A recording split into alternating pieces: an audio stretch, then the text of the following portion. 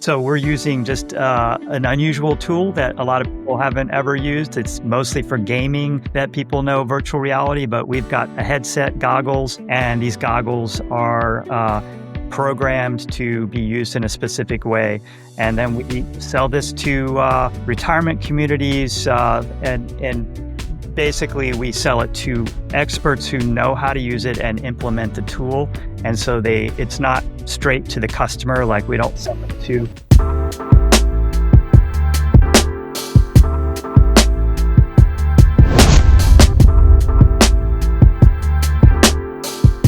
Welcome back to NextGen by NuCare, a podcast for senior living providers looking for solutions to improve their business and take ideas from thought leaders across the industry. Welcome to the podcast, NextGen by NuCare. Appreciate you taking the time today to join me and have a conversation about your journey into senior living and what you've been up to and how you're looking to help seniors, residents in assisted living facilities live a better life. So welcome. Thank you. It's exciting. I'm glad you invited me. I love talking about this stuff, and I was thinking about the different avenues that I'm involved in with the technology development that we're working on, and obviously senior care is one of our main thrusts. Yeah. Well, tell me a little bit about your company first, and then we'll go back and talk about how you got started in the whole business, so to speak. Sure.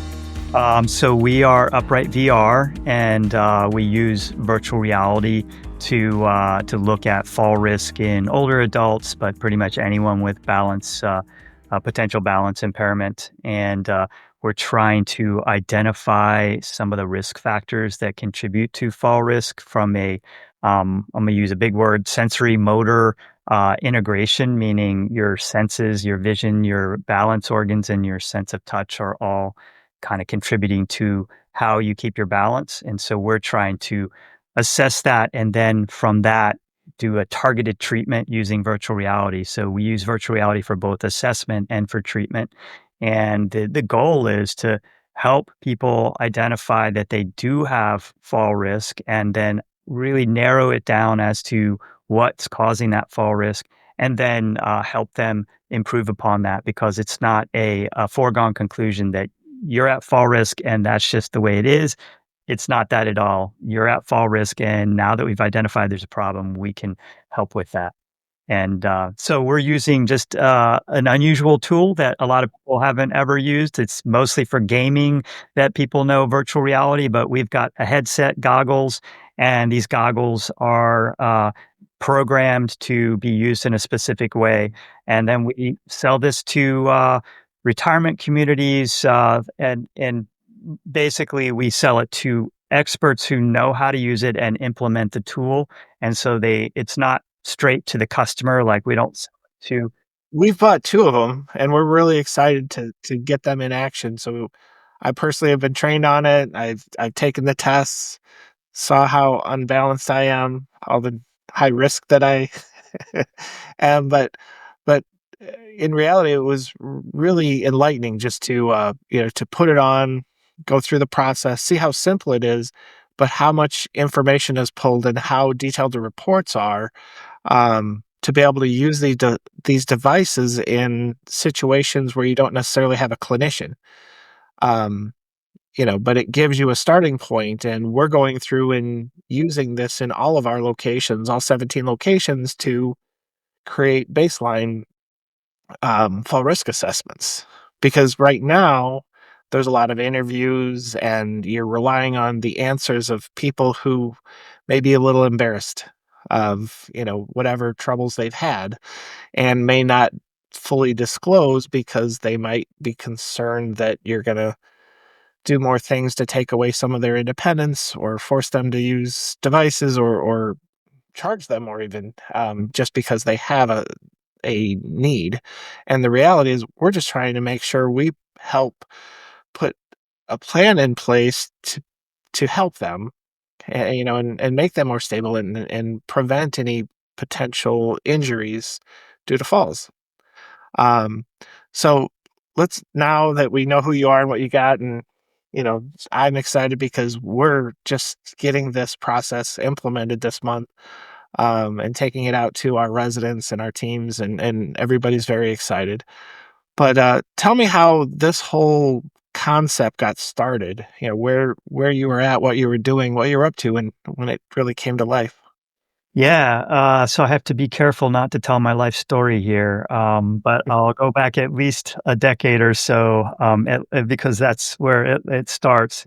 Um, I was in grad school, studying neuroscience, and we this is back in the mid '90s, and virtual reality really was a quite a niche tool, not even a gaming thing because it was still too expensive. And so I started using it to study how the brain works from a perception perspective. So how your vision, your vestibular system, those balance organs in your inner ear, and how your body all interact to keep your balance. But I wasn't really a balance person back then. I was more of a neuroscientist with fascination with. Actually, I was interested in NASA and in weightlessness. And the lab I was in, we used to get to go on these weightlessness flights down at Johnson Space Center. And so NASA was funding our research, and we were figuring out how is it when somebody's in weightlessness, how their sense of orientation and balance and motor control is affected. So that's kind of where it started. But then fast forward, I went and did further training with physical therapists and neurologists who focus on balance. And then again, it gets back into how the brain is figuring out how we keep our balance. And they were rehab specialists who really were looking at balance from disease state and also from a perspective of just normal healthy aging. So you don't have to have a stroke in order to have bad balance. You can be a healthy 65, 70-year-old who plays tennis still, and you are still at higher risk for falls than you were when you were in your 30s. And part of that is not just, oh, it's just aging. It's because certain things are happening in your body that it reduces how your central nervous system is processing information, and it just puts you at greater risk. So on my pathway, I got training from physical therapists, from neurologists, from engineers. I have an engineering background and neuroscientists. And so the technology finally became an affordable tool that when I was using it originally, it was tens of thousands of dollars. And now it's something you can buy at your store for less than $1,000. And so that's where the epiphany kind of came, where I have the scientific background to take this toy, this gaming toy, and use it in a way that actually can be applied for measuring body movement and for manipulating people's sensory inputs to see how they respond to it. Um, and because I'm a professor at a university here at Temple University, we have what's called a tech transfer office, which is basically taking technology that professors and scientists are developing and turning it into something that might be commercializable and actually get it in the hands of more people to be able to use it. And so it's a spin out company from our university, and Upright VR is been around for a few years now, and we've been selling product to retirement communities and physical therapies, clinics, and even hospitals. No, it's very exciting, and I had the opportunity to um, with one of your team members, Chad, to come to our Wisconsin Assisted Living Association conference and let some people try it out at our booth, and it was quite the hit. It was pretty neat to see it in action, and of course there were some physical therapy companies that were very surprised and very interested in getting more information as well. And we're excited because the report that's generated by after the initial assessment can be used by those physical therapy professionals as a baseline to really know where they can get started. um, and then of course there's the games, so to speak, that are built into the headset, to do things more independently beyond just when a physical therapy professional can come to the building. or they can go to the office, but during the other, times of the day, they can, depending on their needs, they can go play these games um, inside that virtual reality. It's pretty cool. I'm really, really impressed.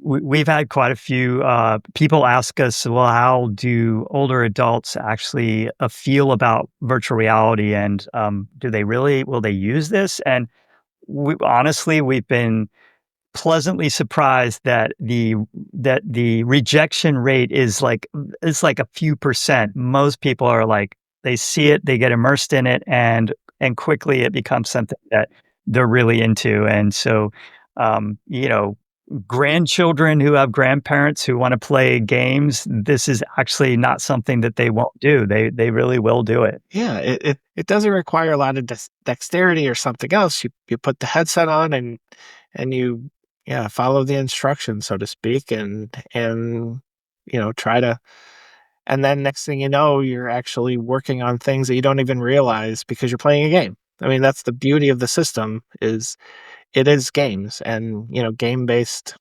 therapies are very effective, and it's really cool to be part of that. We're really excited to be, partnering with you guys, rolling this out in Wisconsin, and trying to provide feedback as we keep moving forward with this as well.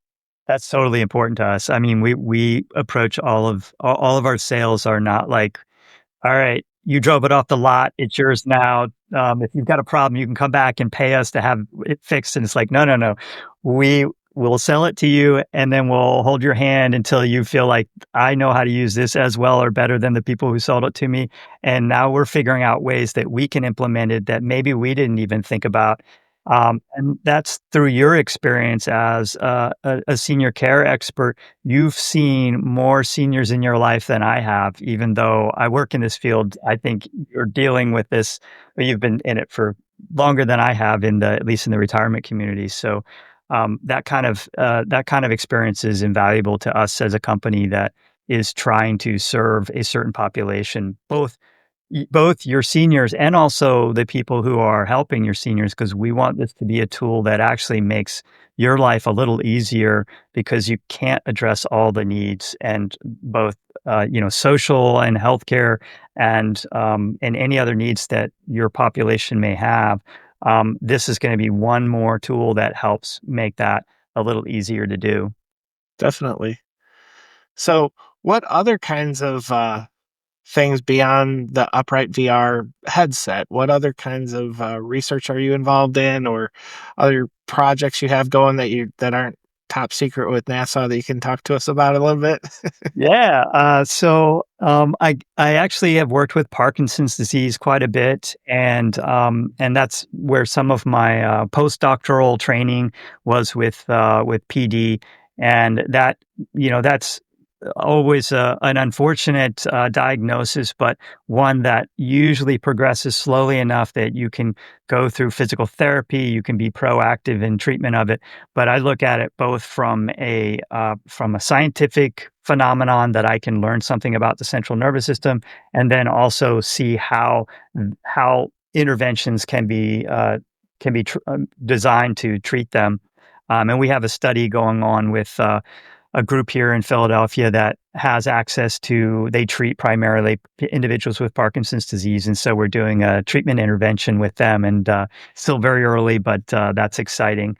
Um, and these next two examples are also VR based, but we have one that's working on post concussion. So we work with veterans that have they have TBI, so traumatic brain injury, so somewhere in their history. But then in military, so veterans, there's often a diagnosis of PTSD, so post traumatic stress disorder and TBI go hand in hand a lot. And it turns out that there are certain aspects of that particular disease state that overlap and are hard to diagnose. And so you don't know whether you need to treat the PTSD or the TBI or both. And so we're trying to use some of actually Upright VR's tools in order to dissociate those two and help the clinician figure out how to best treat their patients. Um, non-VR research. What do I have going on? We have a study going on with amputees that we're looking at.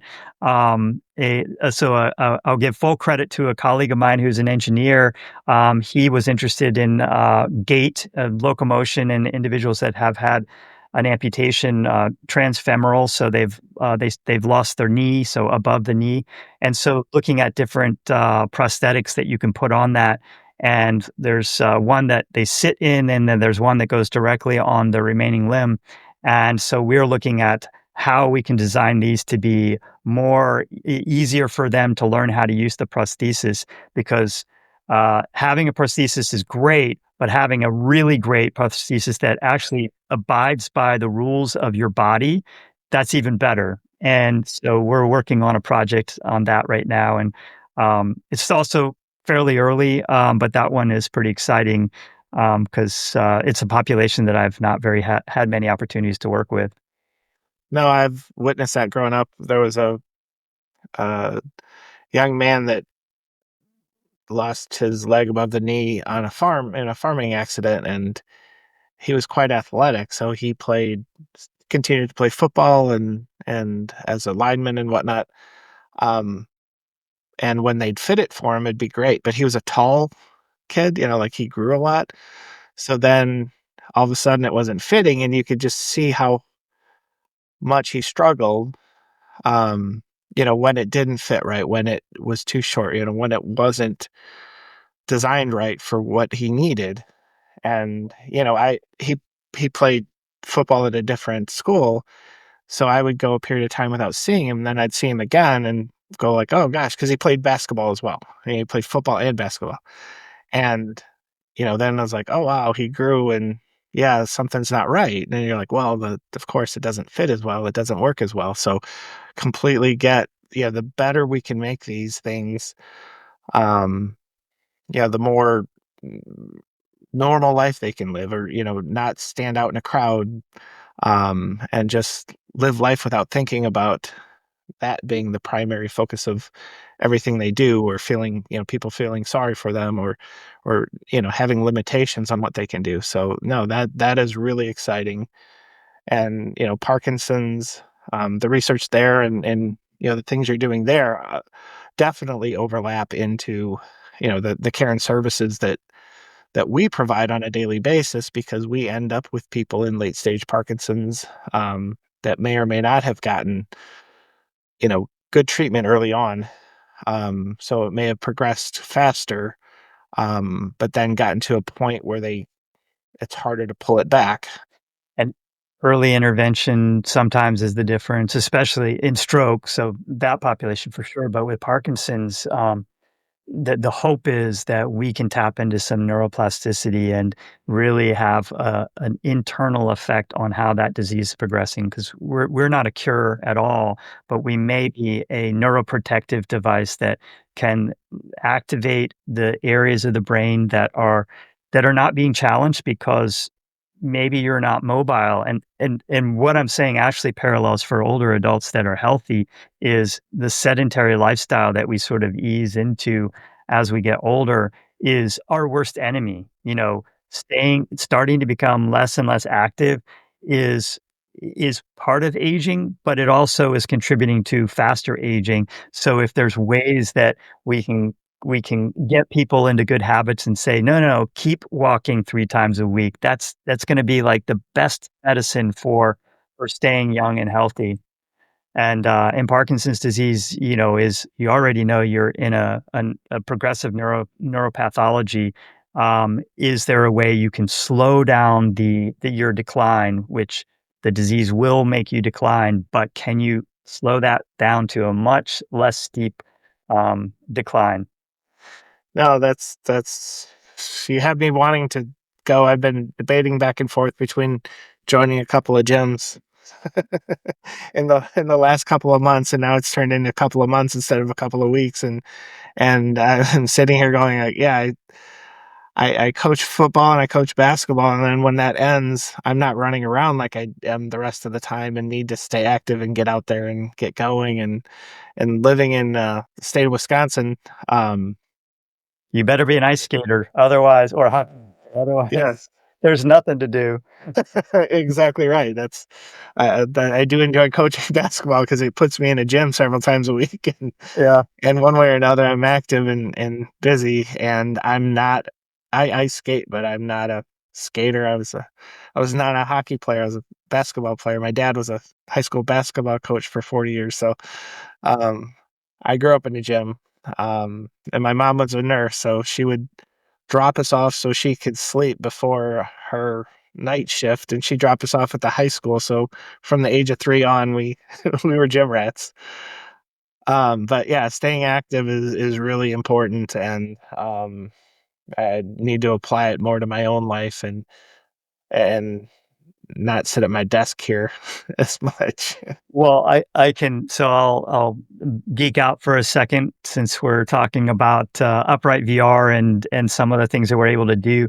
We are a cloud-based system, so it's software, and that means that the when you have our virtual reality headset and you collect data on, let's say, seniors in your resident home, all that data goes into a cloud, and that means you have access to all of the aggregate data, but it's de-identified and goes into a central cloud. So we're able to do like big data analysis on it.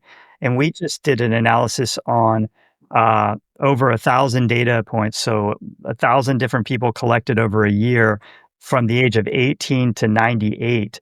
And I see you have a little bit of gray in your beard there, Joel. And so that means I'm guessing you're over 30, you may even be in your 40s somewhere. And right around between the age of 40 and 50 is when our first big decline in our sensory motor system and our balance starts going. And so we think that, oh yeah, I'm in my 40s or I'm in my 50s. I'm not 65. I'm not at risk for falls. It's like, you may not be at risk for falls yet, but it's the process is already starting, and we were able to measure where that significant decline happened in the fifth decade, right in your 40s. I just became eligible to live in our own senior living facilities when I hit the double nickels, so to speak. And I know exactly what you're talking about because I spent a lot of time with these teenagers, and I think sometimes I can match what they're doing, and I can't, you know. But I blame it. I had both of my hips resurfaced. Um, I always tell people that if I was a dog, they wouldn't have let my parents breed because they both had both of their hips Yeah. replaced. What is that called? So, German Shepherds, what is brucellosis or something like that? yeah, I think there's some hip issues with black labs, which I have one, and um, yeah, and my brother and I both have had hip surgeries, hip resurfacing, and it's not as bad as replacement, but it's still pretty significant. And when it comes to balance and things that we're talking about here today with stability, I need to do more to strengthen my core and my hips, um, because I have had those, and I end up not doing certain physical activities because I had those, and I worry about um, things like skiing and water skiing and other more sports where I could dislocate a hip, so to Oh speak. yeah, So right. um, Well, they tell you you're not even supposed to like cross your legs if you've had hip surgery. if you have hip if you have a hip replacement, that's true. Yeah. But this resurfacing, the beauty of it is there's professional athletes that have had it, went back and played. There's a couple of guys that played in the NBA after having it. Andy Murray, who was a tennis player, um, had hip resurfacing and went back and played on tour.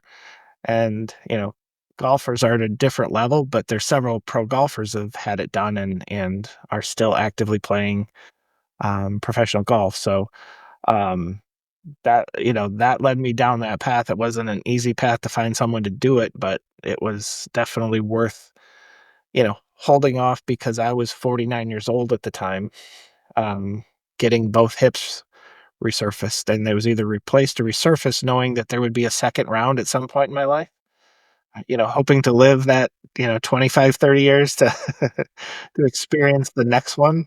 Exactly. That's what one of my friends, who was in his early 50s, he held off and held off because they said, if you wait long enough, you'll only have to have this done once. It's like, wait, so how long do these things last? 25 years. Like, wait, I only have 25 years left. It's like, well, you are in your early 50s, maybe.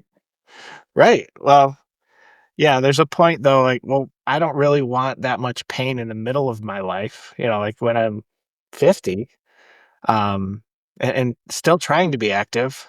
I was a runner. I was running half marathons and like I just can't do this anymore and something's wrong with my hips. And then finally they dropped the bomb on me. I'm like, "Oh, okay. Guess maybe I should stop running." Oh, and I hate hearing that because I'm a runner and I've had low back pain for the last year. I've been to like two different PTs and one PM&R doc, and they're like, you have a little bit of arthritis, and I'm like, arthritis? That's for old people. It's like, no, somebody in their 50s. Everybody has arthritis in their 50s. It's not like anyone. It's just you have different levels of it, and I've been a runner and very active, and a skier and a snowboarder, and like, I will not let this slow me down because I don't wanna become the person that I need my own device for too soon. No, I I had had arthritis in my hips, but it was exaggerated because of the shape of the bone. It was like extended out longer and so it hit more. There was more touching bone to bone where the cartilage wasn't there, just on the edge, and then it just, flares things up and eventually it's gonna be bad. And that's why I said that, my parents shouldn't have they bred bad hips, like we would not have somebody would have looked for a refund if they would have paid for us. Well, but you did admit that your parents at the age of 3 dropped you off at the gym, and so you were gym rats your entire life. So maybe maybe this is a bit of, nature and nurture combined. Oh yeah, yeah, we're very active. Like as part of that, I have 5 godfathers who are the starting 5 of the team that my dad was coaching, and he was only coaching 8th grade at the time, but they won like the state championship or something in Wisconsin. And then I was born, like a week later. So he's like, "Well, okay, I know who your godfathers are going to be." That's awesome. Starting 5. Oh, very cool. So yeah. So yeah, I appreciate the so what okay, moving forward, you talked about how you got into this and what you've done and where you're at today. So tell me about where do you see things continuing to progress in your research? Yeah, so there's the big goal right now, and I've written up some grants on this to try and facilitate getting R&D money. Is we really want to take these assessment measures combined with the rehab and figure out really take away some of the guesswork as to what if you've got this assessment, if you're found out that you have a vestibular problem combined with a little bit of visual processing, what is going to be the best treatment? Or if you have a particular vestibular disease or Parkinson's, what is going to be the best treatment? And the way we can do that is going back to this idea of big data, the cloud data that we can get from thousands of devices when we get to that point, having them distributed all over, getting all of that de-identified data and being able to apply, you've heard it before, but machine learning, AI algorithms that can then say, this particular statistical model tells us that this treatment is best for this particular assessment that we found. So just to give you a really layperson analogy, you go into the doctors, they take your blood pressure and your temperature. They find out you got a little bit of a fever and your blood pressure is high. And so they put you on this medication and and they'll figure out exactly what medication you need. In this case, we're just saying we do a quick test on you with our device. We find out what your pattern of results are. And from all of the big data and AI analysis, we determine this is the best treatment for you. And it's then automatically created in the headset. And then you just hand it to the patient and you say, follow the instructions and do these exercises. It tracks what you do so that you know whether or not they're actually doing their exercises. but we gamified them so that it's fun to do them and they don't actually try to avoid doing their exercise. Well, what I love is where things are going. So, a few episodes ago, I had a friend of mine, John Shafi, on from Alice Software, and they do electronic health records. And they have a very big focus right now on AI technology. And I, we've had several discussions because I was once the president of a company that did electronic health records as well in senior living. And we talked about there's all this wonderful data. You track these residents that live in communities that you track them, when they get up every day and what they're eating and what cares they receive, what medications they take at what time of the day, and all the different, combinations of meds that exist, and then track if they do have an incident, a health incident or a physical incident or something else. And there's so much data. And if we can start pulling that together to see what factors are common um, in short-term issues and long-term issues, that really is needed. And the other thing that they've started doing is working with companies like UprightVR to integrate your data into their records so that it's more centrally located, so that you can see it all and compare and really track things in one source of truth, so to speak.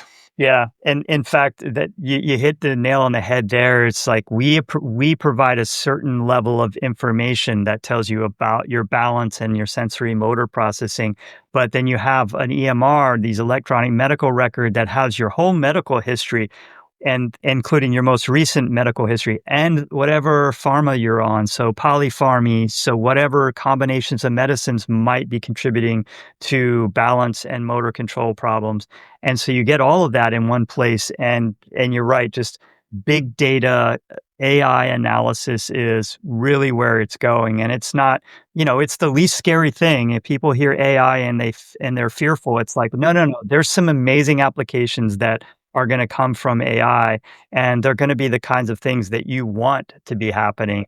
And they're not taking any of your agency away, any of your autonomy as a human being. They're simply telling you how you could probably live a little better life if you now that there's some algorithm that says, yeah, you could probably improve if you stop taking this medication because of some health status and maybe start doing these exercises, and you're going to have a much better outcome than if you proceeded with whatever previous information you had.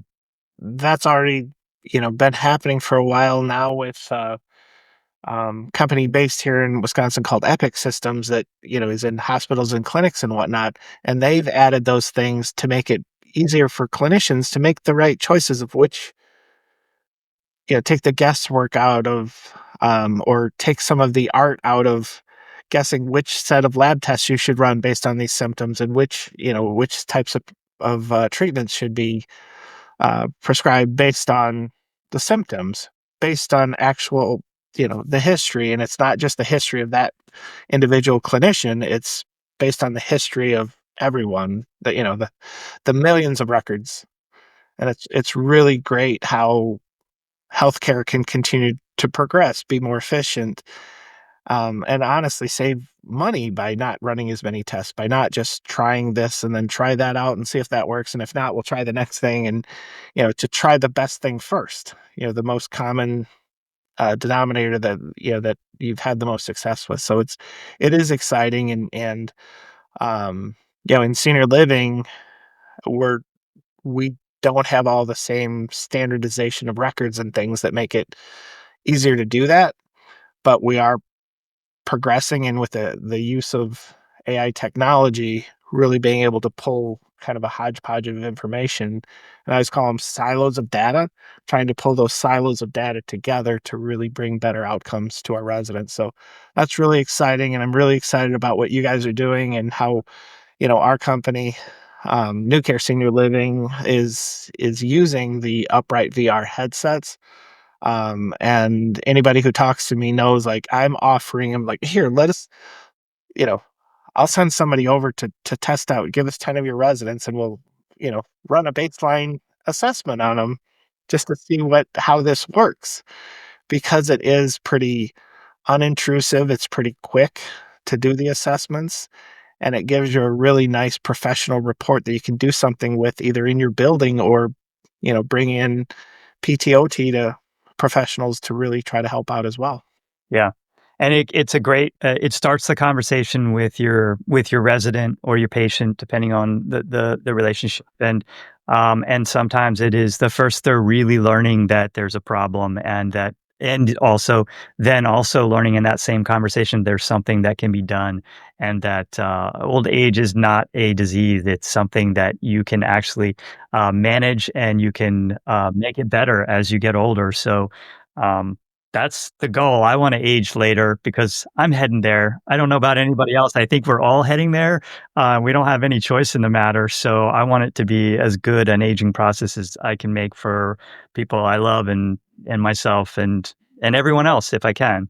No, I think I better go get registered later today and start my workouts again. Get jump back into it because I don't want to be debilitated at a younger age, and I do know that what we're doing to stay active, both physically and mentally, is helps a lot. And I think we see that, and we see a lot of people over the age of 70, over the age of 80, even that are still pretty prominent in our leadership of our country, even. So yeah, I think it's a good goal. It's very doable, and I think all of these technology, including UprightVR, are going to help us continue down that path of a healthier lifestyle as we continue to age. And I very much appreciate you joining me today, Geoff. This is a really great conversation. I look forward to keep having these conversations offline and see where you're going, and probably invite you back again, talk about some other things. My pleasure. Anytime. You just give me a call, and I'd love to hear any updates you have on progress with our product in your retirement communities, but just even things that you think might help us make our product better. Geoff, if people want to follow you online and see what your company's up to, as well as connect with you directly, how would they do that? Oh, they can find me on LinkedIn. They can find me or my company. And if you want to find us online, www.uprightvr.com. So follow us on NextGen by NuCare. Like and subscribe our podcast and hear more about what's going on in senior living, some of the technology and other innovative thought leaders in our industry. So like and subscribe on NextGen by NuCare.